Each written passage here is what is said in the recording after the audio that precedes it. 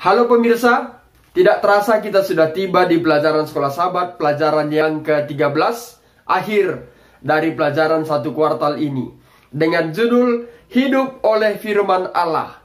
Ayat hafalan tertulis Yakobus 1 ayat 22, firman Tuhan, "Tetapi hendaklah kamu menjadi pelaku firman dan bukan hanya pendengar saja. Sebab jika tidak demikian, kamu menipu diri sendiri." Mengawali pelajaran ini, mari kita undang kuasa Tuhan, kita bersatu di dalam doa. Terpujilah namamu Allah kami yang maha tinggi, Allah yang menjadikan langit dan bumi yang kami sembah siang dan malam, Allah yang memberikan pemahaman bagi kami untuk mengetahui segala sesuatu sesuai dengan firman yang Tuhan telah berikan bagi kami. Bapa, saat ini kami rindu supaya Tuhan kembali memberikan kuasa bagi kami untuk dapat memahami pelajaran Sekolah Sahabat, pelajaran yang ke-13 ini. Dengan itu ya Tuhan, iman kami pun semakin bertumbuh. Kami berpengharapan bahwa kedatangan-Mu tidak lama lagi menjemput semua umat tebusan. Berkati semua pemirsa dimanapun mereka berada. Berkati dalam kesehatan, berkati dalam kehidupan sehari-hari. Rancangan damai sejahtera Tuhan berikan bagi mereka. Ampunkanlah kami Tuhan dari setiap kesalahan, pelanggaran yang kami perbuat. Dalam nama-Mu Yesus kami berdoa dan mengucap syukur. Amin. Pemirsa yang diberkati oleh Tuhan Yesus, jikalau kita membeli suatu barang yang berharga, tetapi barang itu kita hanya simpan dan tidak pernah menggunakannya, maka fungsi dan makna barang itu tidak memberikan arti bagi kita. Sama halnya firman Tuhan, yaitu Alkitab, yang kita sudah pelajari dalam satu pekan ini. Kita sudah memahami sejarah dengan Alkitab. Kita sudah belajar Alkitab dan nubuatan. Kita sudah belajar bagaimana memecahkan ayat-ayat sulit saat kita berhadapan dengan ayat-ayat sulit. Metode apa yang kita gunakan? Kita sudah membaca Alkitab dengan rutin.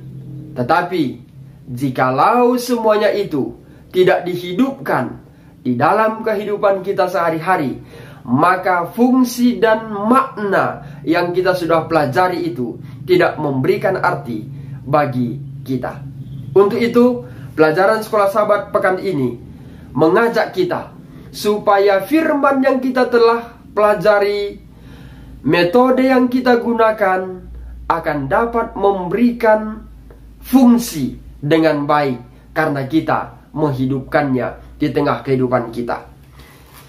Pemirsa, kutipan Sekolah Sahabat kita di pelajaran hari Minggu mengatakan demikian, bahwa tujuan utama mempelajari Alkitab adalah supaya firman Tuhan itu menguasai kita.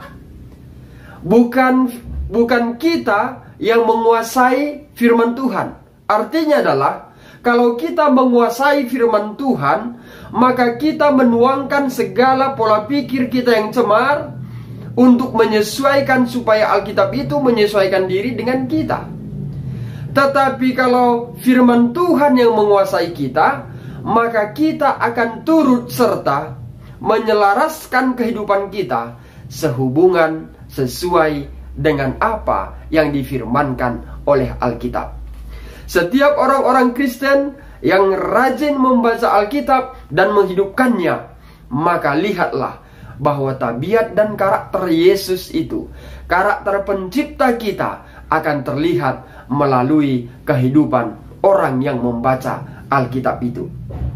Tetapi bagaimana supaya firman Tuhan itu dapat menguasai kita? Tentunya ada peran Roh Kudus akan membantu kita untuk dapat memahami akan firman Tuhan dan menghidupkannya. Kita tidak sanggup untuk menghidupkan firman Tuhan itu kalau kita gunakan kekuatan, tenaga, pemikiran kita. Tetapi kalau digabungkan dengan kuasa Roh Kudus, kalau Roh Kudus akan berkuasa dalam kehidupan kita, maka kita sanggup firman Tuhan itu akan menguasai kita. Bagaimana supaya kita dapat hidup oleh firman Allah? Tentunya kita rajin dan selalu membaca Alkitab. Membaca Alkitablah merupakan suatu gaya hidup dalam kehidupan kita. Sering sekali kita mendengar seorang Kristen mengatakan, sepertinya ada yang kurang jikalau saya tidak membaca Alkitab setiap hari. Apakah hal yang sama terjadi bagi semua pemirsa yang diberkati oleh Tuhan Yesus. Jika sudah terjadi ada hal yang kurang kalau tidak membaca firman Tuhan, maka inilah merupakan suatu kesempatan yang sangat baik. Tetapi jikalau kita belum merasa kurang tidak membaca Alkitab, maka kita harus membaca Alkitab. Mengapa? Karena dengan kita membaca Alkitab, secara tidak sadar kita selalu memantulkan apa yang kita telah baca. Seperti pernah seorang guru mengatakan saat saya masih bersekolah, apa yang kamu makan, itulah pantulan kehidupan kamu. Dan apa buku yang kamu baca, dan itulah yang kan kamu pantulkan, atau yang kamu pikirkan dan yang kamu ucapkan. Sama halnya dengan pelajaran kita ini, jikalau kita selalu membaca mengenai firman Tuhan, tentunya yang keluar pun dalam hati dan pemikiran kita adalah tentang firman Tuhan. Seperti Yesus pada saat dia di dunia ini, Yesus mengenal Alkitab dengan baik, ya. Sehingga pada saat dia dicobai oleh si pencoba itu, yaitu iblis, ya, dia dengan paham mengatakan ada tertulis. Yesus tidak dapat mengungkapkan itu jikalau dia tidak selalu memahami, mempelajari akan firman Tuhan. Tentunya pada saat Yesus hidup di dunia ini, beliau menggunakan bukan firman atau Alkitab yang ada dalam perjanjian baru, tetapi apa yang telah Allah berikan melalui nabi-nabinya di dalam perjanjian lama. Sehingga Yesus selalu mengutip ada tertulis. Mengapa? Karena selalu mempelajari firman Tuhan dalam kehidupannya. Sama halnya dengan umat-umat Tuhan pada saat sekarang ini. Kalau kita sering membaca Alkitab, maka kita pun dapat memahami firman Tuhan. Saat seseorang mengatakan kepada kita tentang ayat yang mungkin menjebak kita, tapi kita dapat mengatakan apa? Oh, ada tertulis. Contohnya, sebagaimana percakapan antara Allah bersama dengan Adam dan Hawa, demikian juga percakapan antara ular dan juga Hawa. Allah mengatakan, jangan sekali-kali makan, nanti kamu mati. Tetapi iblis mengatakan, kamu tidak akan mati. Nah, seakan-akan tulisan ini sama, tetapi ada satu kalimat yang diputarbalikkan. Sehingga apa? Hawa terjerumus dalam itu. Jangan sampai pemirsa yang diberkati oleh Tuhan Yesus dan juga saya, karena tidak memahami Alkitab, saat ada orang memutarbalikkan firman Tuhan, kita langsung mempercayainya. Kenapa? Karena kita tidak memahaminya. Untuk itu, pastikan kita selalu membaca firman Tuhan, Alkitab, untuk dapat mengerti dan memahami dan menumbuhkan iman kita. Dan saat kita berhadapan dengan pencobaan itu, maka kita mengatakan, ada tertulis. Pemirsa, mungkin kita mengatakan dalam kehidupan kita, bagaimana saya menghidupkan firman Tuhan itu, bagaimana saya membacanya, sedangkan sepertinya ayat di dalam Alkitab itu, yaitu tentang Yesus dan kitab suci, sepertinya bertolak belakang. Seakan-akan Yesus itu tidak membenarkan firman apa yang dikatakan dalam perjanjian lama. Sebagaimana dikatakan dalam Matius 5 ayat 47 tentang mengasihi musuh, ya. Tetapi hal ini harus kita pahami bahwa Yesus mengatakan ini di dalam kitab Matius 5 ayat 43 sampai 44, boleh kita baca di layar. Kamu telah mendengar firman, tapi aku berkata kepadamu, ya, kasihilah musuhmu. Kalau firman yang telah didengar mungkin selama ini, apa? Benci musuhmu. Nah, seakan-akan apa yang dikatakan oleh Yesus bertentangan dengan apa yang telah ada di dalam perjanjian lama. Tetapi kutipan sekolah sahabat kita dengan jelas mengatakan bahwa dia menanggapi berbagai penafsiran Alkitab dan tradisi lisan yang digunakan oleh penafsir-penafsir pada zamannya untuk membenarkan perilaku terhadap orang lain yang Allah sendiri tidak pernah perintahkan atau benarkan, seperti membenci musuh, ya. Jadi Allah tidak pernah mengatakan bencilah musuhmu, tetapi Allah mengatakan, kasihilah musuhmu. Untuk itu, kita dapat memahami bahwa firman yang telah disampaikan oleh Yesus dalam Perjanjian Lama dan juga dalam Perjanjian Baru tidak ada kontroversi, ya. Atau Allah tidak menyadakan atau Allah tidak menganggap salah apa yang telah disampaikan oleh dalam Perjanjian Lama. Untuk sehubungan dengan itu, maka kita dapat memahami bahwa firman yang telah disampaikan oleh Yesus dalam Perjanjian Lama dan Perjanjian Baru adalah patut kita hidupkan di dalam kehidupan kita. Pemirsa yang diberkati oleh Tuhan Yesus, bagaimana caranya supaya kita dapat menghidupkan, ya, firman itu setiap hari dalam kehidupan kita? Kutipan sekolah sahabat kita pelajaran hari Rabu adalah ambil saat teduh dengan firman Allah. Mungkin kita sering membuat status di Facebook kita atau Instagram kita, waktu yang terbaik bersama dengan apa? Keluarga. Ya, mungkin kita berkumpul lalu kita katakan waktu yang terbaik. Apakah kita mempunyai waktu yang terbaik dengan Tuhan? Mungkin semua pemirsa dapat menjawab dalam hati masing-masing. Pelajaran sekolah sahabat kita mengatakan, ambillah waktu yang terbaik bersama dengan Tuhan. Mengapa waktu yang terbaik atau saat teduh bersama Allah begitu penting? Karena ini akan memberikan hubungan kita lebih berkualitas. Dengan siapa? Dengan Allah pencipta kita. Sama halnya saat kita bersama dengan keluarga, rasanya senang. Dan kita mengatakan, inilah waktu yang paling berkualitas bersama dengan keluarga saya. Mungkin itu kita katakan. Apakah kita mempunyai waktu yang berkualitas dengan Tuhan? Kapankah waktu yang berkualitas dengan Tuhan itu? Kutipan sekolah sahabat kita mengatakan, itu tergantung situasi di mana kita berada. Waktu Yesus ada di permukaan bumi ini, dia membuat hubungan yang terbaik bersama dengan Allah pencipta langit dan bumi, Allah Bapa. Setiap pagi-pagi benar, dia datang berdoa kepada Tuhan. Hal yang sama boleh kita lakukan di tengah kehidupan kita saat sekarang ini. Kita ambil satu waktu yang terbaik untuk mendalami firman Tuhan, merenungkannya, bermeditasi, dan berdoa kepada Tuhan. Ambillah waktu yang hening, ya.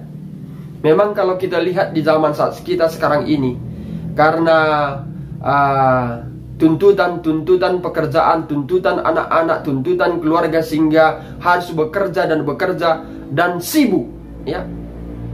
Dan seakan-akan kalau kita lihat durasi mulai dari jam 6 sore hingga jam 6 pagi, sepertinya tidak ada lagi waktu yang hening. Karena sering sekali kita mendengar suara-suara ada beraktivitas. Kebetulan apalagi kalau rumah kita dekat dengan jalan raya, maka kendaraan selalu ada saja pada waktu-waktu yang sudah hening seharusnya. Pemirsa yang diberkati oleh Tuhan Yesus, namun pelajaran sekolah sahabat ini mengajak saudara dan saya, sesibuk apapun kita di tengah kehidupan kita, ambillah waktu yang teduh bersama dengan siapa? Tuhan. Dengan itu kita dapat menghidupkan firman itu dengan baik di dalam kehidupan kita. Kutipan sekolah sahabat kita mengatakan, terhubung dengan Allah yang hidup melalui doa akan memberi dampak bagi hidup Anda yang tidak dapat dilakukan oleh hal lain. Akhirnya itu akan membuat Anda semakin menjadi seperti Yesus. Pemirsa yang diberkati oleh Tuhan Yesus, hal yang terakhir yang perlu kita pahami, bagaimana supaya kita dapat menghidupkan firman Tuhan itu di dalam kehidupan kita. Usahakan kita mengetahui ayat Alkitab itu, ya. Dengan cara bagaimana? Dengan cara bernyanyi, menghafalkannya. Dengan kita membaca ayat-ayat firman Tuhan dan menghafalnya, tentu secara tidak sadar kita juga akan bernyanyi dari ayat-ayat apa? Ayat-ayat Alkitab itu sendiri. Pelajaran hari Kamis mengajak kita mempelajari Alkitab dengan menghafal, memampukan kita untuk menyebutkannya, terlebih pada saat kita sedang tidak memiliki Alkitab, ya.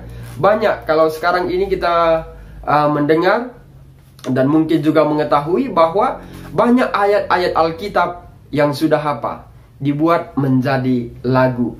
Tujuannya apa? Supaya kita dapat mengingat dalam waktu-waktu tertentu yang sulit sekalipun, kita dapat mengingatnya dan menyanyikannya, ya. Satu kutipan terakhir dikatakan dalam pelajaran hari Kamis, menyanyikan kata-kata dalam Alkitab juga bisa menjadi cara yang ampuh untuk menghafal ayat Alkitab. Dalam bernyanyi, kata-kata Alkitab lebih mudah diingat.